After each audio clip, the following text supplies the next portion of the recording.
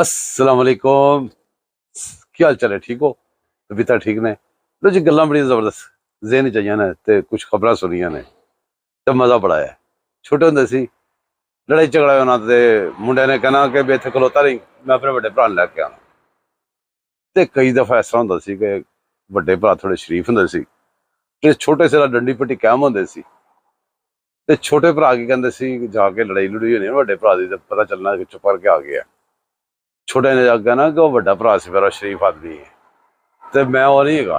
ਤੇ ਸਿੱਧਾ ਜਾ ਯਕੀਨ ਕਰੋ, ਇੰਝ ਹੀ ਲੱਗ ਰਿਹਾ ਕਿ ਪਾਕਿਸਤਾਨ ਦੇ ਦੁਸ਼ਮਣਾਂ ਦਾ ਜਿਵੇਂ ਜਿਵੇਂ ਬੇੜਾ ਗਰਕ ਹੁੰਦਾ, ਜਿਸ ਤਰ੍ਹਾਂ ਪਾਕਿਸਤਾਨ ਬਿਹਤਰ ਹੁੰਦਾ ਤੇ ਦੁਸ਼ਮਣਾਂ ਦਾ ਬੇੜਾ ਗਰਕ, ਮੂੰਹ ਭੈੜੇ ਹੁੰਦੇ ਨੇ ਤੇ ਬੁਰਾ ਚਲ ਹੁੰਦਾ ਹੈ। ਉਸੇ ਤਰ੍ਹਾਂ ਹੀ ਜਦੋਂ ਪਾਕਿਸਤਾਨ ਦੇ ਦੁਸ਼ਮਣਾਂ ਦਾ ਬੇੜਾ ਗਰਕ ਹੁੰਦਾ ਹੈ ਤੇ ਸਾਨੂੰ ਬੜੀ ਖੁਸ਼ੀ ਹੁੰਦੀਆਂ ਨੇ। ਕਿਉਂ?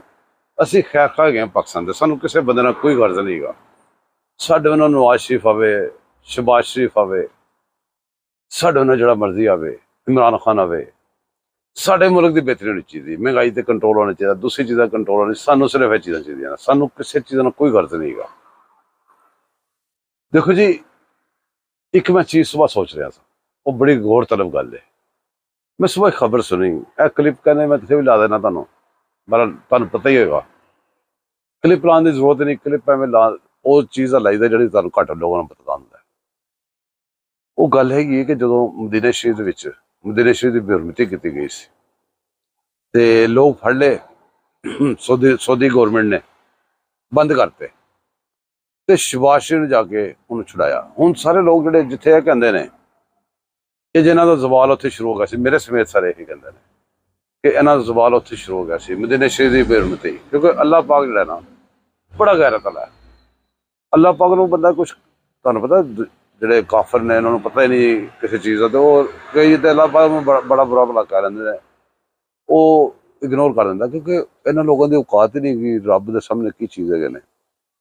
ਲੇਕਿਨ ਅੱਲਾਹ ਪਾਕ ਦੀ ਜ਼ਾਤ ਨਾ ਆਪਣੇ ਨਬੀ ਦੇ ਬਾਰੇ ਕੋਈ ਗੱਲ ਨਹੀਂ ਸੁਣਦਾ। ਉਹ ਬਹੁਤ ਜ਼ਿਆਦਾ ਉਹਦੇ ਪਿਆਰੇ ਨੇ ਤੇ ਉਹ ਬੜਾ ਗੈਰਤ ਵਾਲਾ ਹੈ। ਉਸੇ ਟਾਈਮ ਹੀ ਵਾਪਸੀਆਂ ਸ਼ੁਰੂ ਹੋ ਜਾਂਦੀਆਂ ਬੰਦੇ ਦੀਆਂ। ਲੇਕਿਨ ਮੈਨੂੰ ਇਹ ਪਤਾ ਨਹੀਂ ਕਿਉਂ ਖਿਆਲ ਆਇਆ, ਬੜਾ ਗੁੱਸਾ ਚੜਿਆ ਮੈਨੂੰ ਸ਼ਬਾਜ਼ ਸ਼ਰੀਫ ਤੇ। ਸ਼ਬਾਜ਼ ਸ਼ਰੀਫ ਤਾਂ ਐਸੇ ਗੁੱਸਾ ਚੜਿਆ ਕਿ ਠੀਕ ਹੈ ਜੋ ਮਰਜ਼ੀ ਹੈ, ਜਦੋਂ ਤੁਸੀਂ ਨਬੀ ਦੇ ਦੁਸ਼ਮਣਾਂ ਨੂੰ ਜਾ ਕੇ ਛੁਡਾਉਣਾ ਤਾਂ ਉਹਨਾਂ ਤੁਸੀਂ ਸਾਥੀ ਬਣ ਜਾਣਾ ਹੈ। ਇਸ ਚੀਜ਼ ਦਾ ਮੈਨੂੰ ਬੜਾ ਗਿਲਾ ਹੈ ਸ਼ਬਾਜ਼ ਸ਼ਰੀਫ ਤੇ। ਜਿਹੜੇ ਬੰਦੇ ਤੁਸੀਂ ਇਹ ਜੁਰਮ ਕਰੀ ਜਾਂਦੇ ਨੇ, ਤੁਸੀਂ ਛੱਡੀ ਜਾ ਰਹੇ ਜੁਰਮ ਕਰੀ, ਤੁਸੀਂ ਛੱਡੋ ਬੇਸ਼ੱਕ ਜਿਹੜੇ ਮਰਜ਼ੀ ਜੁਰਮ ਤੇ ਛੱਡ ਦਿਓ, ਜਿਸ ਮਰਜ਼ੀ ਜੁਰਮ ਤੇ ਇਹਨਾਂ ਨੂੰ ਛੱਡ ਦਿਓ, ਲੇਕਿਨ ਉਸ ਜੁਰਮ ਤੇ ਨਹੀਂ ਸੀ ਛੱਡਣਾ ਚਾਹੀਦਾ। ਉਹਦੇ ਤੁਸੀਂ ਹਿੱਸੇਦਾਰ ਰਹਿੰਦੇ ਨੇ। ਵੈਸੇ ਤੋਬਾ ਕਰਨੀ ਚਾਹੀਦੀ ਸ਼ਬਾਜ਼ ਸ਼ਰੀਫ ਨੂੰ ਵੀ, ਅਗਰ ਉਹ ਗੱਲ ਸੁਣੇ ਨਾ ਤੁਹਾਨੂੰ ਤੋਬਾ ਤੋਬਾ ਤੋਬਾ ਤੋਬਾ ਕਰਨੀ ਚਾਹੀਦੀ। ਕੰਮ ਤੋਬਾ ਵਾਲਾ ਨਹੀਂ ਹੈਗਾ, ਲੇਕਿਨ ਤੋਬਾ ਕਰਨੀ ਚਾਹੀਦੀ। ਹੁਣ ਗੱਲ ਕਰੋ ਜਿਹੜੀ ਮੈਂ ਗੱਲ ਕਰ ਰਿਹਾ ਸੀ ਨਾ, ਵੱਡੇ ਭਰਾ ਲਈ, ਛੋਟੇ ਭਰਾ ਲਈ ਬੜੀ ਉਮੀਦਾਂ। ਤਾਂ ਦੱਸਿਆ ਕਿ ਜਿਹੜੀ ਖਵਾਹਿਸ਼ਾਤ ਨੇ ਉਹਨਾਂ ਨੂੰ ਖਬਰ ਬਣਾ ਲੈਂਦੇ ਨੇ, ਖਵਾਹਿਸ਼ਾਂ ਨੂੰ ਖਬਰ ਬਣਾ ਕੇ ਫਿਰ ਉਹਦੇ ਤੇ ਸਭ ਪੱਕਾ ਹੋ ਕੇ ਐਡਾ ਜ਼ਬਰਦਸਤ ਟ੍ਰੋਲਿੰਗ ਕਰਦੇ ਨੇ, ਜ਼ਬਰਦਸਤ ਪ੍ਰੋਪੇਗੈਂਡਾ ਕਰਦੇ ਨੇ ਤੇ ਲੱਗਦਾ ਕਿ ਬਸ ਇਹੀ ਹੋਣ ਲੱਗਾ। ਜਿਸ ਤਰ੍ਹਾਂ ਜਨਾਬ ਉਹ ਕਾਜ਼ੀ ਫਾਇਜ਼ ਸਾਹਿਬ ਦੀ ਐਕਸਟੈਂਸ਼ਨ ਵਾਸਤੇ ਇੱਕ ਬੰਦੇ ਵਾਸਤੇ ਸਭ ਕੁਛ ਹੋ ਰਿਹਾ, ਇੱਕ ਬੰਦੇ ਕਿੰਨਾ ਦੇਰ ਰੌਲਾ ਪਾਇਆ, ਉਹ ਚਲਾ ਗਿਆ ਜੀ। ਉਹ 6 ਮਹੀਨੇ ਵੇਟ ਕੀਤਾ, ਉਹਨਾਂ ਨੇ ਚੁੰਮ ਚੱਟ ਕੇ ਉਹਨੂੰ ਲੈ ਕੇ ਗਏ ਨੇ। ਇੰਟਰਨੈਸ਼ਨਲ ਕੋਟਾਂ ਵਾਲੇ ਤੇ ਬੜੀਆਂ ਵੱਡੀਆਂ ਯੂਨੀਵਰਸਿਟੀਆਂ ਵਾਲੇ ਤੇ ਬੜੇ ਮਤਲਬ ਕਿ ਇਹ ਸਮਝੋ ਕਿ ਜਿੱਥੇ ਲੋਕ ਤਰਸਦੇ ਨੇ ਪਹੁੰਚਣ ਨੂੰ, ਉਹਦਾ 6 ਮਹੀਨੇ ਉਸ ਜਿੱਥੇ ਜਾਣ ਤੇ ਤਰਸਦੇ ਨਾ, ਉਹਨਾਂ ਨੇ ਵੇਟ ਕੀਤਾ, ਇੰਤਜ਼ਾਰ ਕੀਤੇ 6 ਮਹੀਨੇ। ਕਾਜ਼ੀ ਫਾਇਜ਼ ਸਾਹਿਬ ਉੱਥੇ ਚਲਾ ਗਿਆ। ਹੁਣ ਯਾਹਿਆ ਅਫਰੀਦੀ ਸਾਹਿਬ ਆਏ ਨੇ।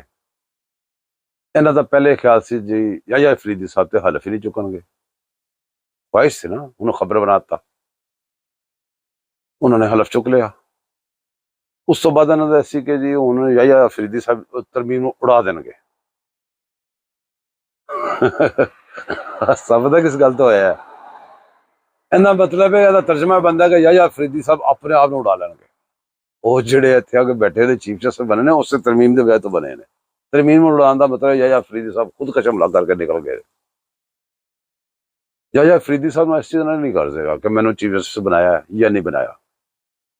ਯਾਹਿਆ ਅਫਰੀਦੀ ਨੂੰ ਇਸ ਚੀਜ਼ ਨਾਲ ਨਹੀਂ ਕਰ ਦੇਗਾ। ਅਗਰ ਚੀਫ ਜਸਟਿਸ ਨੰਬਰ ਦੇ ਜਸਟਿਸ ਉੱਥੇ ਆਈ ਸਨ, ਉਹਨਾਂ ਦੇ ਫੁੱਲ ਤੇ ਉਹਨੇ ਲੱਗੇ ਰਹਿਣਾ। ਹਾਲ ਚੀਫ ਜਸਟਿਸ ਦਾ ਕੋਈ ਇੱਕ ਫੁੱਲ ਵੱਧ ਨਹੀਂ ਹੁੰਦਾ। ਦੂਸਰੇ ਨੰਬਰ ਤੇ ਇੱਥੇ ਚੀਫ ਜਸਟਿਸ ਆਮ ਬੰਦਾ ਜਿਹੜਾ ਨਾ ਉਹ ਬਣ ਹੀ ਨਹੀਂ ਸਕਦਾ ਸੀ। ਜਿਹਨੇ ਦੇਖਿਆ ਐਡਾ ਮਜ਼ਬੂਤ ਚੀਫ ਜਸਟਿਸ ਕਾਜ਼ੀ ਫਾਇਜ਼ ਸਾਹਿਬ ਜਿਹਦਾ ਜੋ ਸ਼ਰਕਤ ਇਹਨਾਂ ਨੇ, ਉਹਨਾਂ ਲੋਕਾਂ ਨੂੰ ਪਤਾ ਸੀ ਕਿ ਇੱਥੇ ਇਹ ਕੰਨੇ ਦੀ ਸੇਜ ਹੈ, ਫੁੱਲਾਂ ਦੀ ਨਹੀਂ। ਜਸਟਿਸ ਹੋਣ ਦੇ ਵਿੱਚ ਤੇ ਫੁੱਲ ਹੀ ਫੁੱਲ ਨੇ ਤੇ ਚੀਫ ਜਸਟਿਸ ਨਾਲ ਕੰਡੇ ਕੰਡੇ ਨੇ। ਖੈਰ ਉਹਨਾਂ ਨੇ ਚੈਲੰਜ ਕਬੂਲ ਕੀਤਾ। ਕਦੇ ਵਾਸਤੇ ਤਨਖਾਹਾਂ ਵਾਸਤੇ ਤਨਖਾਹ ਤੇ ਨਹੀਂ, ਕਿੰਨੀ ਕੁ ਵੱਧ ਗਈ ਹੈਗੀ, ਮੁਰਾਦ ਉਸ ਤਰ੍ਹਾਂ ਵੀ ਉਹ ਲੈ ਸਕਦੇ ਸੀ। ਲੇਕਿਨ ਉਹਨਾਂ ਨੇ ਜਿਹੜਾ ਉਹਦੇ ਨੂੰ ਐਕਸੈਪਟ ਕੀਤਾ, ਉਹ ਤੁਹਾਡੇ ਮੇਰੇ ਵਾਸਤੇ ਕੀਤਾ, ਪਾਕਿਸਤਾਨ ਵਾਸਤੇ ਕੀਤਾ, ਕਿਉਂਕਿ ਦੁਸ਼ਮਣ ਹਰ ਪਾਸਿਓਂ ਮੁਲਕ ਨੂੰ ਘੇਰ ਕੇ ਬੈਠਾ ਹੈ। ਇਸ ਵਾਸਤੇ ਉਹਨਾਂ ਨੇ ਇਹਨੂੰ ਐਕਸੈਪਟ ਕੀਤਾ। ਹੁਣ ਚਲੋ ਅੱਗੇ ਗੱਲ ਕਰੀਏ ਕਿ ਉਹਨਾਂ ਨੇ ਕੀਤਾ ਕੀ ਹੁਣ ਤੱਕ, 1-2 ਦਿਨਾਂ ਦੀ ਕੀ ਕੀਤਾ। ਬੜੀ ਗੱਲ ਗੌਰਤਲਬ ਹੈ। ਬੰਦੇ ਨੇ ਫੌਰਨ ਹੀ ਅੱਖਾਂ ਕੱਢ ਲਈਆਂ ਇਹਦੇ ਤੇ ਕਿ ਦੇਖੋ ਇਹ ਕੀ ਕਰਦਾ। ਦੁਨੀਆ ਦੇ ਹਰ ਬੰਦੇ ਦੀ ਨਜ਼ਰ ਯਾਹਿਆ ਅਫਰੀਦੀ ਤੇ ਇਸ ਟਾਈਮ ਇੰਜ ਅੱਖਾਂ ਗੱਡ ਕੇ ਬੈਠੇ ਨੇ ਕਿ ਵੀ ਛੱਡਣਾ ਨਹੀਂ, ਇਹਨੂੰ ਦੇਖੋ ਕਿੱਥੋਂ ਕੀ ਕਰਦਾ। ਇਹਦੀ ਹਰ ਐਕਟ ਦਾ ਤਰਜਮਾ ਕਰੀਏ। ਉਹਦੇ 2 ਦਿਨ ਜਿਹੜੇ ਲੰਘੇ ਨੇ, 1 ਦਿਨ ਜਾਂ 2 ਦਿਨ, ਉਹ ਬੜੇ ਜ਼ਬਰਦਸਤ ਗੁਜ਼ਰੇ ਨੇ। ਬਾਕੀ ਗੱਲਾਂ ਦਾ ਤਾਂ ਤੁਹਾਨੂੰ ਬਾਅਦ ਚ ਸਮਝ ਲੱਗੇਗੀ ਕਿ ਉਹਨੇ ਕੀਤਾ ਕੀ ਹੈ ਤੇ ਹੋ ਕੀ ਰਿਹਾ, ਹੋਣ ਕੀ ਲੱਗਾ। ਲੇਕਿਨ ਹੁਣ ਤੱਕ ਜਿਹੜਾ ਉਹਨੇ ਕੰਮ ਕੀਤਾ ਨਾ, ਇਸ ਮੁਲਕ ਦੀ ਤਬਾਹੀ ਜਿਹੜੀ ਨਾ, ਜਿਹੜਾ ਤੇ ਲਾਇਸੈਂਸ ਮੀਡੀਆ ਉਹਨੂੰ ਤਾਂ ਤੁਸੀਂ ਕੰਟਰੋਲ ਕਰ ਸਕਦੇ ਜੇ।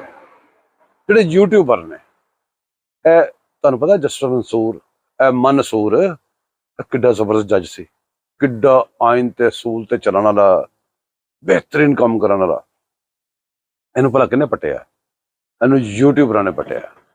ਇਹ ਯੂਟਿਊਬ ਨੇ ਪਟਿਆ, ਕਿਉਂਕਿ ਜਿਹੜਾ ਰੈਗੂਲੇਟਰੀ ਮੀਡੀਆ ਹੈ ਉਹਨੂੰ ਤਾਂ ਤੁਸੀਂ ਰੈਗੂਲੇਟ ਕਰ ਸਕਦੇ ਜੇ। ਇਹ ਜਿਹੜੀ ਮੁਸੀਬਤ ਉੱਤੋਂ ਨਾਜ਼ਲ ਕੀਤੀ ਗਈ ਇਹ ਯੂਟਿਊਬਾਂ ਦੀ ਤੇ ਦੂਸਰੇ ਤੀਸਰੀ ਸੋਸ਼ਲ ਮੀਡੀਆ ਦੀ। ਹੁਣ ਮੈਂ ਵੀ ਤਾਂ ਯੂਟਿਊਬਰ ਹੀ ਹਾਂ ਨਾ, ਹੋਰ ਵੀ ਕਾਫੀ ਸਾਰੇ ਯੂਟਿਊਬਰ ਨੇ, ਲੇਕਿਨ ਕੁਛ ਯੂਟਿਊਬਰ ਐਸੇ ਨੇ ਕਿ ਉਹ ਪੇਡ, ਮਤਲਬ ਕਿ ਉਹਨਾਂ ਦੇ ਪਿੱਛੇ ਫੋਰਨ ਫੰਡਿੰਗ ਦਾ ਕੋਈ ਸਿਸਟਮ ਪਿੱਛੋਂ ਟੱਚ ਹੋ ਜਾਂਦਾ, ਉਹਨਾਂ ਦੇ ਮੂੰਹ ਕਦੀ ਖੈਰ ਦੀ ਖਬਰ ਨਹੀਂ ਨਿਕਲਦੀ। ਉਹ ਯੂਟਿਊਬਰ ਇਸ ਸੁਪਰੀਮ ਕੋਰਟ ਦੇ ਵਿੱਚ ਤਕੱਦਸ, ਜਿਸ ਮਸਲਾ ਤਕੱਦਸ ਹੁੰਦਾ ਹੈ, ਇਹ ਇਨਸਾਫ ਦਾ ਘਰ ਹੈ। ਇੱਥੋਂ ਲੋਕਾਂ ਨੂੰ ਇਨਸਾਫ ਮਿਲਣਾ ਹੁੰਦਾ ਹੈ। ਜਿਸ ਬੰਦੇ ਨੂੰ ਮਾੜੇ ਤੋਂ ਮਾੜਾ ਬੰਦਾ ਹੋਵੇ ਤੇ ਦੂਸਰੇ ਪਾਸੇ ਤਗੜੇ ਤੋਂ ਤਗੜਾ ਬੰਦਾ ਹੋਵੇ, ਉਹ ਮਾੜੇ ਬੰਦੇ ਨੂੰ ਇੱਕੋ ਹੀ ਆਸ ਹੁੰਦੀ ਹੈ ਰੱਬ ਤੋਂ ਬਾਅਦ, ਓਕੇ ਜੀ ਮੈਨੂੰ ਕੋਈ ਮਸਲਾ ਹੈ ਤਾਂ ਮੈਂ ਕੋਰਟ ਚਲਾ ਜਾਵਾਂਗਾ। ਇਹੀ ਹੁੰਦਾ ਨਾ ਕਿ ਮੈਂ ਤੈਨੂੰ ਵੇਖ ਲਾਂਗਾ, ਮੈਂ ਤੈਨੂੰ ਕੋਰਟ ਹੀ ਲੈ ਜਾਵਾਂਗਾ। ਇਹੀ ਕਹਿੰਦਾ ਨਾ ਮਾੜਾ ਬੰਦਾ, ਉਹਨੂੰ ਆਸਰਾ ਇੱਕੋ ਹੀ ਹੁੰਦਾ, ਕੋਰਟ।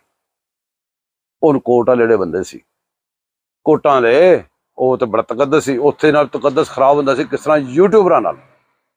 ਯੂਟਿਊਬਰ ਬੜੇ ਸਨ ਤੇ ਸੁਰਖੀਆਂ ਉੱਥੋਂ ਡਾਇਰੈਕਟ ਜਾਂਦੇ ਸੀ ਬਾਹਰ, ਤੇ ਬਾਹਰੋਂ ਫਿਰ ਇਸ ਮੁਲਕ ਜਾਂਦੀਆਂ ਸੀ ਖਬਰਾਂ ਬਣ ਕੇ।